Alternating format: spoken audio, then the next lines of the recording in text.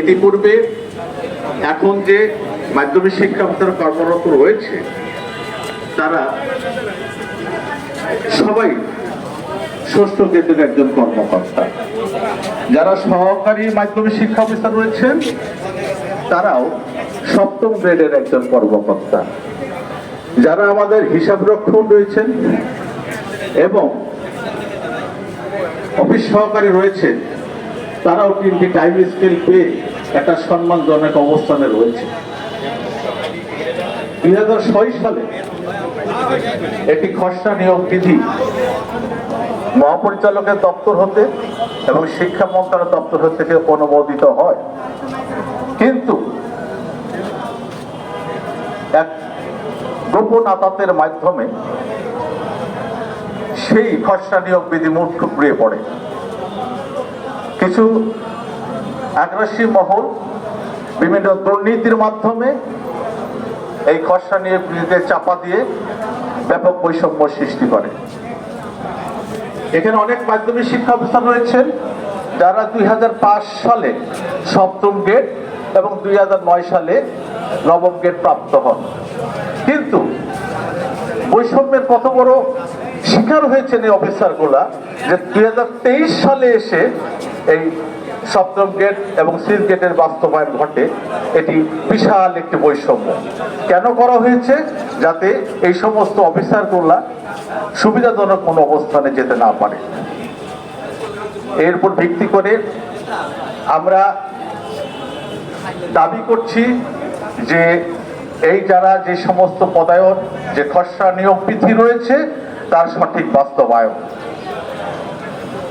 শিক্ষা মাধ্যমিক শিক্ষা প্রশাসনের সংস্কার করে শিক্ষার গুণগত মান পরিবর্তন করার কোনো বিকল্প নেই।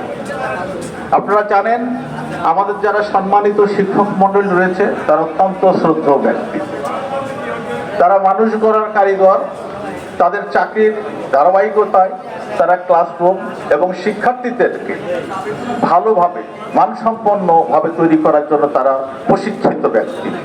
আমরা চাই এই মাধ্যমিক শিক্ষার গুণগত মানে তারা তাদের অবস্থানে চমৎকার ভূমিকা রাখুক, কিন্তু শিক্ষা প্রশাসনের বিষয়টি সম্পর্কে একটি ব্যতিক্রম।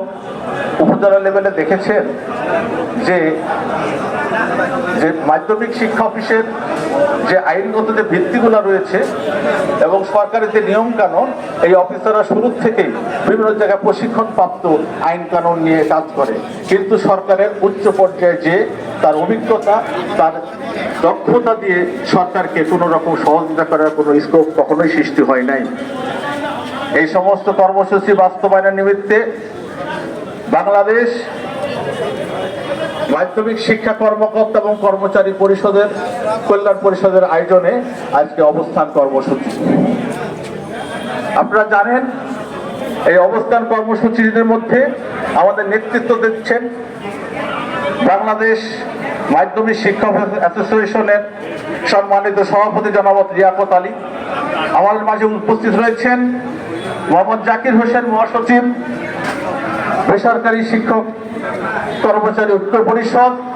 আমাদের এই অবস্থান কর্মসূচিতে অবস্থান রয়েছেন মৌলানা মোহাম্মদ দেলোয়ার হোসেন, সভাপতি বাংলাদেশ শিক্ষক মাদ্রাসা শিক্ষক সমিতি, জনাব ওহিদুর রহমান, সদস্য সচিব বাংলাদেশ মাধ্যমিক উচ্চ শিক্ষা সরকারি কর্মকর্তা কর্মচারী কল্যাণ পরিষদ এবং উপজেলা মাধ্যমিক শিক্ষা অফিসার্স অ্যাসোসিয়েশনের সম্মানিত সাধারণ সম্পাদক মোহাম্মদ আজল হক খোকন।